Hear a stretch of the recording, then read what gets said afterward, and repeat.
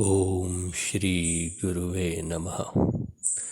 ज्ञानगंज के तिब्बती साधक युत्सुंग लामा से साक्षात्कार। मेरे प्रारब्ध में था भाग 40।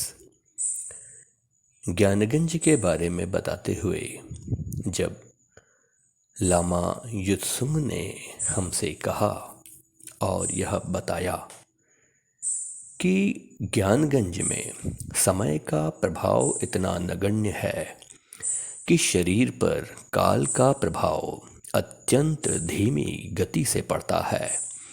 यदि कोई 25 वर्ष की उम्र में चतुर्थ आयाम से प्रभावित क्षेत्र में प्रवेश करता है तो अनेक वर्षों बाद भी उसका शरीर 25 वर्ष की उम्र के युवक के समान ही रहेगा। उम्र अथवा समय की कोई छाप उसके शरीर पर नहीं पड़ेगी। यही कारण है कि चतुर्थ आयाम प्रभावित क्षेत्र में जो योगी साधु आदि रहते हैं 500-600 वर्षों तक जीवित रहना उनके लिए कोई बड़ी बात नहीं।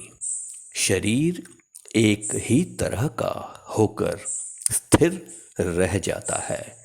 यद्यपि उस शरीर की उम्र बढ़ती है लेकिन उस वृद्धि का प्रभाव शरीर पर नहीं पड़ता। विशेष तथ्य यह है कि संबंधित व्यक्ति को इस घटना के बारे में कोई भान ही नहीं रहता। वह तब भी यही समझता है कि वह अभी भी 25 वर्ष की उम्र का युवक ही है। फिर यदि संयोगवश वह युवक किसी प्रकार इस क्षेत्र से बाहर आता है तो वह बढ़ी हुई उम्र का तत्काल उसके शरीर पर प्रभाव पड़ना शुरू हो जाता है। उसकी जीवनिक शक्ति क्षीण हो जाती है, यहाँ तक कि उस व्यक्ति की मृत्यु भी हो सकती है। ऐसी ही शंग्रीला घाटी और इस तरह की उस रहस्यमयी अविश्वसनीय वातावरण से परिपूर्ण इस घाटी की आयु के बारे में कि यह कितनी पुरानी है, इस बारे में कुछ भी नहीं कहा जा सकता। लामा युत्सुंग ने कहा, यह पौराणिक घाटी है। पुराणों में इसका नाम शांग्रीला घाटी है। बाद में अपभ्रंश के रूप में इसे संग्रीला कहा जाने लगा। स्वर्ग जैसे वातावरण में डूबी यह घाटी एक अद्भुत प्रकाश से परिपूर्ण है। यह घाटी कितनी विशाल है इस बारे में कुछ कहना संभव नहीं, किंतु वहाँ से गुप्त रूप से अनेक योगाश्रम, सिद्धाश्रम और तांत्रिक मठ स्थित हैं। उन मठों और आश्रमों में शत हजार उच्च कोटि की क्षमताओं से संपन्न कालजयी साधकों और योगियों का निवास है। वहाँ के अधिकांश योगी दिव्य क्षमता प्राप्त हैं। लामा ने बताया, वे लोग प्रायः सूक्ष्म शरीर के माध्यम से आकाश मार्ग से विचरण करते रहते हैं। इच्छानुसार वे लोग अपने भक्तों और शिष्यों को दर्शन भी देते हैं।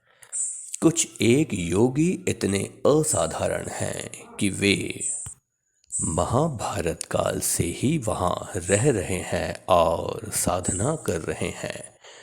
उनकी योग क्षमताओं व के समक्ष असंभव नाम का शब्द ही नहीं है।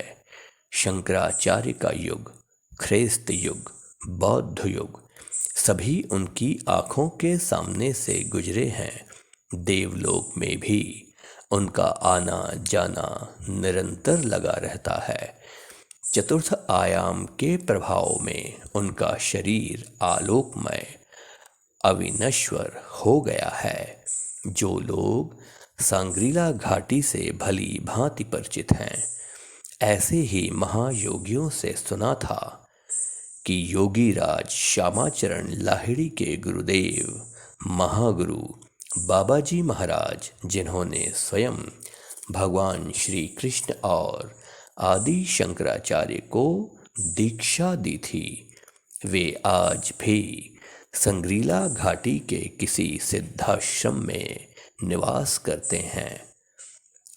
कभी कभी आकाश मार्ग से गमन करते हुए अपने प्रिय शिष्यों को वे दर्शन देते हैं।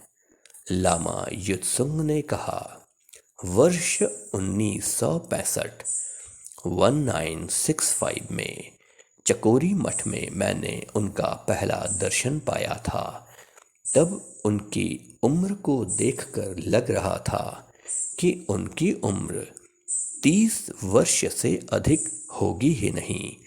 चक्राकार प्रकाश पुंज की तरह घूमते हुए वे आकाश मार्ग से मठ में उतरे थे।